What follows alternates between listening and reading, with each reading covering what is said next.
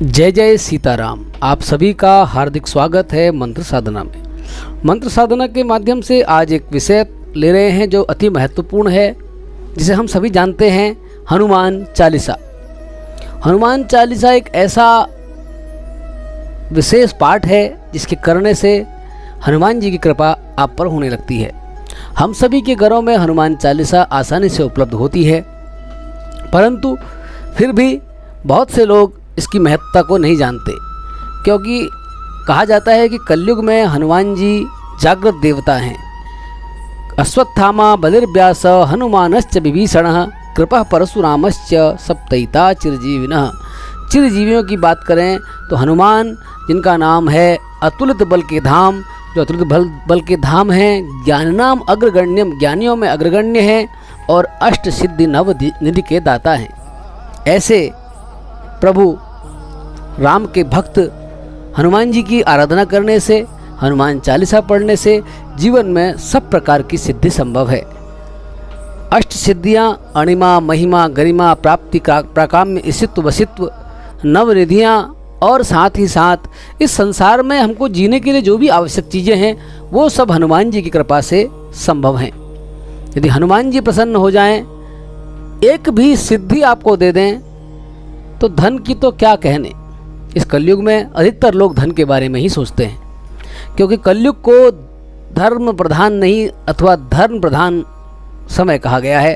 तो कलयुग में अगर आपके पास धन नहीं है, आपके पास बल नहीं है, आपके पास विद्या नहीं है, तो फिर कुछ नहीं है। ये साम न विद्या न तपो न दानम ज्ञानम न शीलम न च गुणो न धर्म ते मृत्युलोका भूइ भार भूता मनुष्य रूपेण मृगाश्चरन्ति। नीति भी कहती है, ये साम न विद्या न तपो न दानम, न जिनके पास विद्या है, न तप है, न दान है, न भक्ति है, वो संसार में भार हैं। उस संसार में ऐसे हैं जो केवल चरते हैं, हिरण की तरह अपना पेट भर लेते हैं। तो हम संसार में जब पैदा होते हैं तो हमारे ऊपर 3 ऋण आ जाते हैं, देव ऋण, पितृ ऋण और मनुष्य ऋण। तो देव ऋण को चुकाने के लिए हमें अपने प्रतिदिन के पूजा पाठ करने अति आवश्यक बताए गए हैं। और इस कलयुग में हम पैदा हुए हैं। कलयुग को विशेष बड़ा खराब समय बताया जाता है, लेकिन श्रीमद् भागवत में एक बड़ा सुंदर शब्द आया कि कलौ केशव कीर्तनात् यत् फलम नास्ति तपसा न योगेन समाधिना तत् फलम लभ्यते सम्यक कलौ केशव कीर्तनात्। कहा कि जो फल जप से, अनेक जप से, तप से, मंत्र से, यंत्र से और कालों में प्राप्त होता था, वह प्रभाव, वह फल इस कलयुग में कलौ केशव कीर्तनात्, भगवान का नाम कीर्तन करने से ही हो जाता है।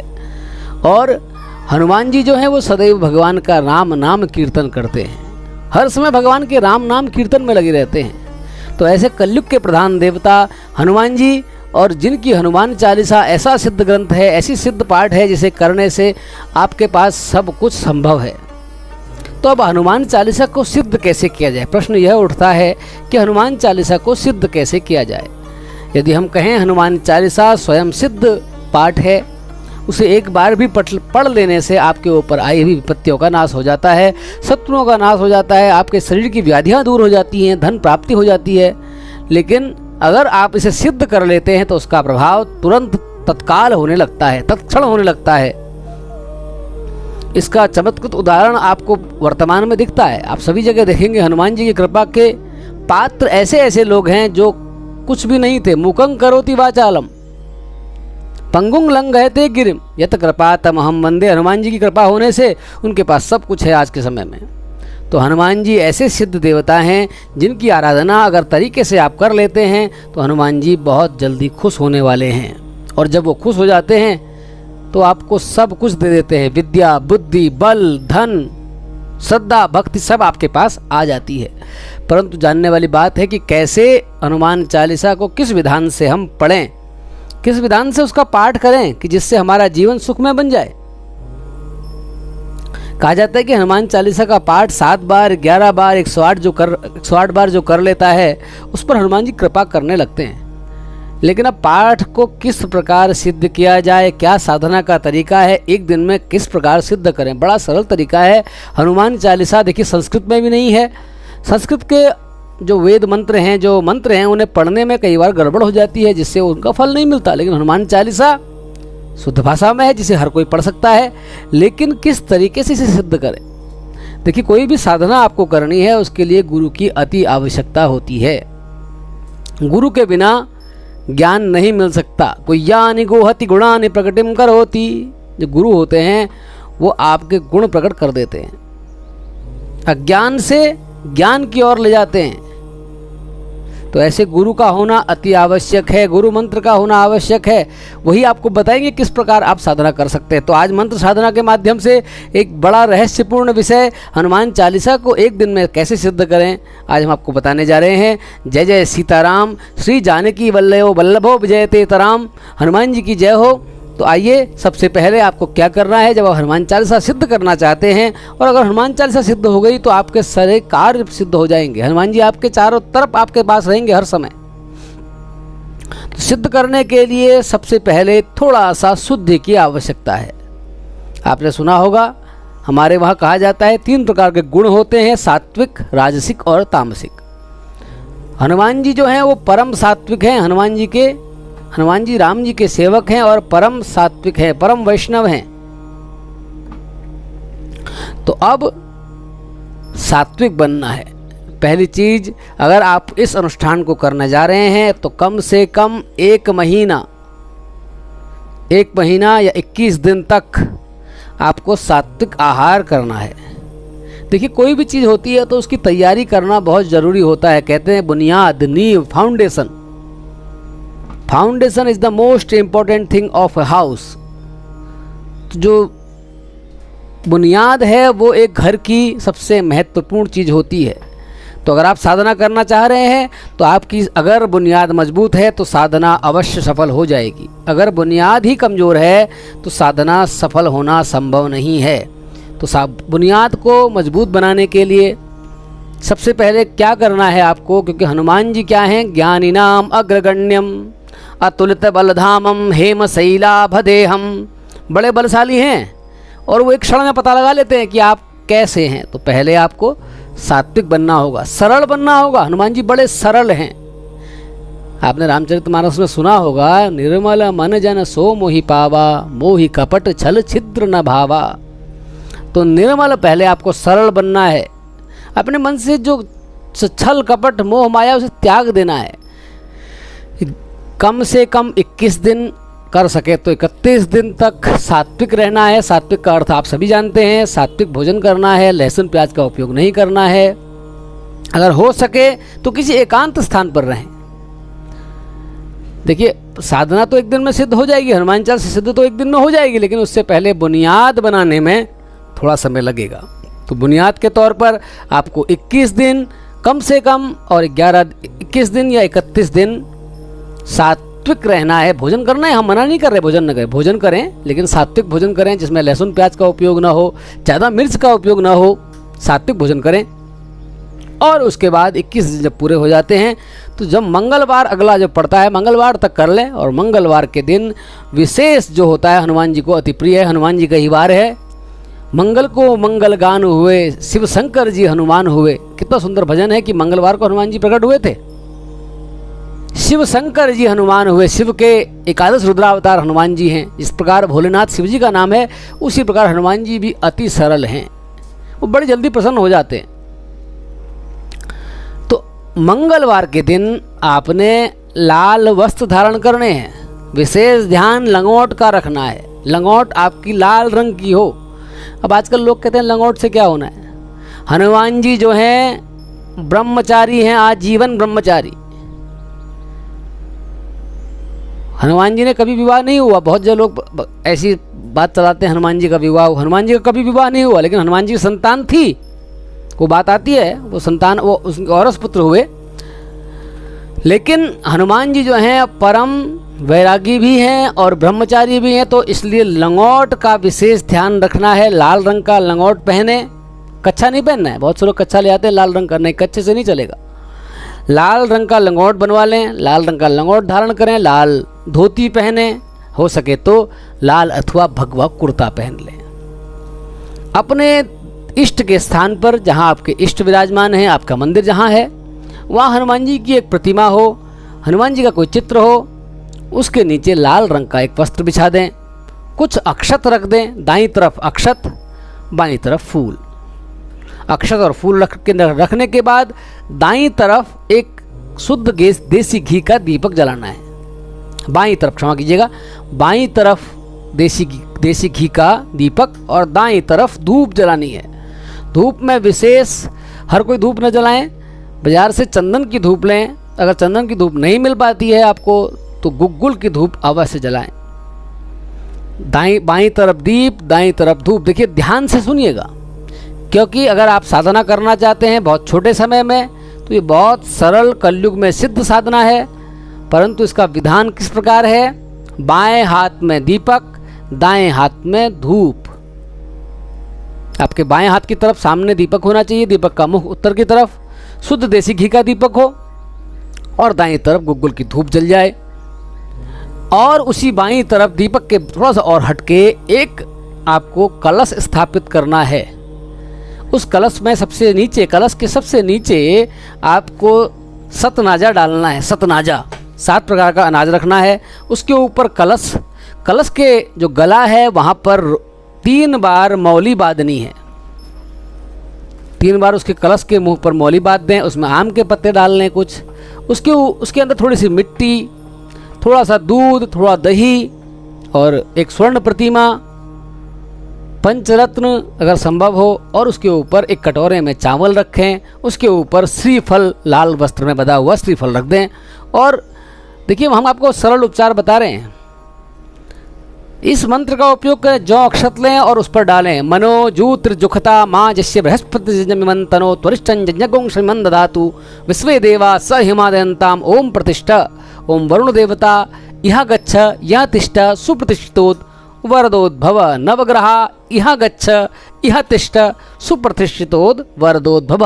ये मैंने संस्कृत में कहा, अगर आपको ये नहीं आ पाता है तो आप कहें, हे वरुण देवता आप नवग्रहों के साथ इस जगह पर विराजमान होए, नवग्रह यहाँ पर विराजमान होए। ऐसा मंत्र कर कर जौ और अक्षत उस स्थान पर छोड़ने हैं। एक पुष्प चढ़ा देना है और फिर हनुमान जी की तरफ ध्यान करना है। देखिए सबसे पहली बात है जो आपने ये चीज़ें करी, सबसे इससे पहले भी क्या करना है? आचमन करना है। आचमन हमेशा बहुत आवश्यक है। आचमन के बिना कोई भी सिद्धि नहीं हो सकती। पहले आचमन करना है, पवित्र होना है। ओम ऋग्वेदाय स्वाहा पी लीजिए, यजुर्वेदाय स्वाहा फिर पी लीजिए, सामवेदाय स्वाहा फिर पी लीजिए, अथर्ववेदाय नमः छोड़ दीजिए।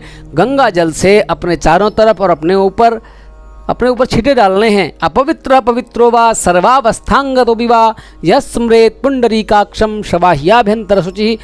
मन में भावना करनी है। यदि मंत्र नहीं आता है तो भावना करनी है, हे गंगा माता, हे भगवान विष्णु आप मुझे पवित्र कर दीजिए। हे प्रभु राम मुझे पवित्र कर दीजिए, मेरे चारों तरफ का स्थान पवित्र कर दीजिए। और जो आसन आपने बिछाया है लाल रंग का, उसके ऊपर भी बैठ जाएंगे।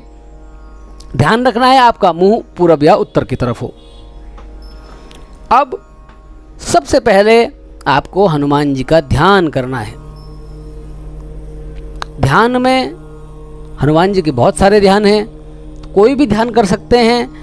तो हम अगर कहें तो अतुलित बलधामम हेम शैलाभदेहम धनुजवन कृसानम ज्ञानिनाम अग्रगण्यम सकल गुण निधानम वानराणाम अधीसम रघुपति प्रिय भक्तम वात जातम नमामि हं हनुमते नमः। ये कहकर हनुमान जी को पुष्प चढ़ा देना है, पुष्प अर्पित कर देना है। उस पुष्प में कुछ अक्षत भी अवश्य रखने हैं और हनुमान जी को प्रणाम करना है कि हे प्रभु मैं आपकी साधना करने जा रहा हूँ, मुझे अपना आशीर्वाद प्रदान कीजिए। अब मैं जानता हूँ आप मेरे चारों तरफ ही विराजमान हैं, लेकिन आज मैं आपका आशीर्वाद प्राप्त करने के लिए इस साधना को कर रहा हूँ। फिर हनुमान जी पर 5 बार जल चढ़ाना है। भावना करनी है, पादयोः पाद्यम समर्पयामि, उनके पाँव में हम जल चढ़ा रहे हैं। हस्तयोः अर्घ्यं समर्पयामि, हाथों में जल चढ़ा रहे हैं। मुखे आचमनीयम जलम, मुख में आचमन दे रहे हैं। सर्वांगेषु स्नानम जलम समर्पयामि, 4 बार जल हो गया। अब इसके बाद अगर पंचामृत आपने बनाया है तो पंचामृत से हनुमान जी को स्नान कराइए। पंचामृत के बाद शुद्ध जल से स्नान कराने के बाद पोंछ लीजिए। पोंछ लेने के बाद वस्त्र चढ़ाइए, चोला चढ़ाइए।